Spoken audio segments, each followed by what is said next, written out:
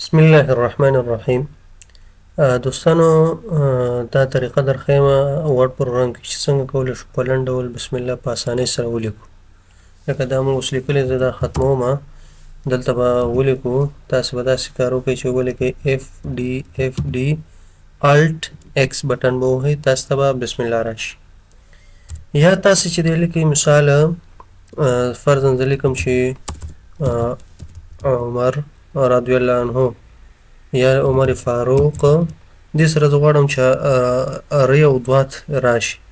تاسو به دلته ولیکئ 0.14 الټ ایکس به ووهئ، ولې عمر فاروق رضی الله عنه ری او دوات را. یا مثال تاسې رحمت الله علیه لیکئ، نو فرضاً زه لیکم چې امام، دا سایز به یې لږ کم کړو، امام ابو حنیفه، د سره زه رحمت الله علیه راوړم، نو ولیکئ 0.12 الټ ایکس به ووهئ، رحمت الله علیه را.